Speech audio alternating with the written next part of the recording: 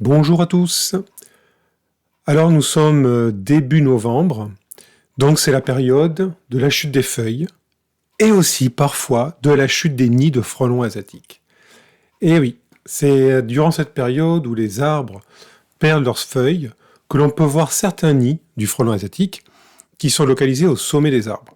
C'est la période où les gens en trouvent et où la plupart des personnes s'inquiètent un peu de la présence de ces charmants insectes.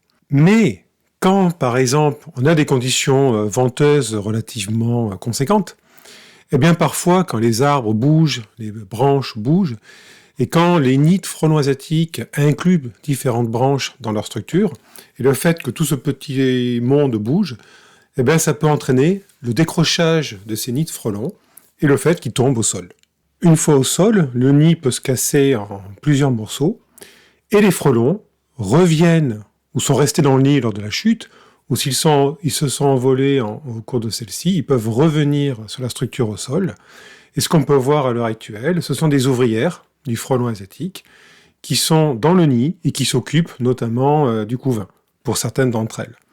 Et on voit une activité de fourragement de certaines ouvrières, c'est-à-dire qu'ils vont récolter de la nourriture, soit du sucre sur des plantes, ou alors d'aller chasser d'autres insectes pour récupérer des protéines, et elles viennent nourrir les larves en développement encore dans le nid. Outre les ouvrières, on a également des gynes, c'est-à-dire des reproductrices, potentiellement des futures reines. Donc ce sont des individus qui sont légèrement plus grands que les ouvrières, avec un abdomen légèrement plus allongé. Alors ça dépend un peu des colonies. Et ces femelles-là, qui sont dans le nid, en fait, sont en train d'accumuler de l'énergie. Elles sont nourries par leurs petites sœurs ouvrières, donc elles vont développer du corps gras dans l'abdomen, donc de l'énergie potentielle, et ceci pendant quelques jours avant de quitter le nid pour aller se reproduire avec des mâles. Donc dans le lot sur l'écran, là, il y a certainement un mélange d'ouvrières et de gynes, et c'est difficile de s'en rendre compte sans une analyse plus fine qui est qui. Mais a priori, ces gynes ne participent pas aux activités de la colonie. Elles vont pas aller chercher de la nourriture, elles vont peut-être pas forcément défendre non plus la colonie. Mais vous doutez bien qu'un nid comme ça qui est tombé au sol, c'est quand même dangereux. Donc effectivement, toute personne qui assiste dans son jardin à la chute d'un nid de frelon asiatique, eh ben le bon réflexe à avoir, c'est de surtout ne pas s'en approcher, parce que les frelons sont pas forcément très contents, et ils peuvent être relativement agressifs et effectivement dangereux. Donc il faut faire appel à des professionnels pour retirer les nids. Sur un autre morceau du nid, on avait ce qui était assez intéressant à observer, un groupe de frelons, ici amalgamés sous la forme d'une boule, et en fait il s'agit de mâles. C'est un groupe de mâles, c'est la période de reproduction, comme je vous disais. Et ce qui est curieux avec le comportement de ces mâles, c'est qu'ils sont très grégaires finalement, c'est-à-dire qu'ils se mettent en masse au sein du nid, et quand on attaque un nid, quand on agit sur un nid pour le retirer par exemple, on peut avoir des mâles qui jettent un petit coup d'œil en sortant du nid, mais qui rentrent très rapidement dans le nid pour se rester dans la zone la plus protégée, en boule comme ça, et ils ne bougent plus.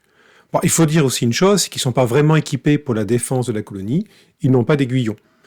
Donc ce sont des individus qui finalement ne servent qu'à une seule chose a priori, c'est que pour la reproduction avec les gynes.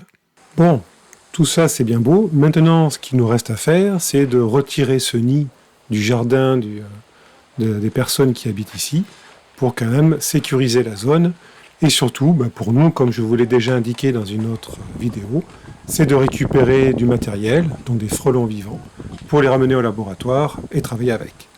Bon, effectivement, un nid qui est au sol comme ça, c'est plutôt facile à récupérer, parce que s'il était dans des buissons, c'est autrement plus complexe, ou au sommet d'un arbre, ou sous un toit, c'est moins aisé. Là, par contre, il suffit de se baisser, en combinaison de protection évidemment, et de récupérer les nids. Et après, ce qu'il nous reste à faire, c'est jouer au filet pour capturer tous les individus qui sont dans la zone, pour pouvoir derrière les ramener au laboratoire.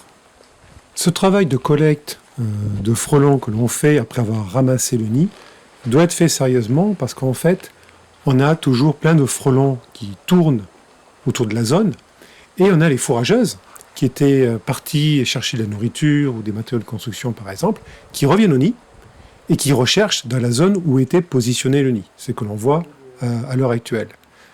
Donc ça, c'est intéressant en termes de comportement. Ça veut dire que les insectes sont capables de repérer des points dans l'environnement. Il y a certainement des repères, on va dire, physiques, géographiques, qui leur permettent de se repérer quand ils partent, quand ils quittent le nid, et pour ensuite revenir au nid.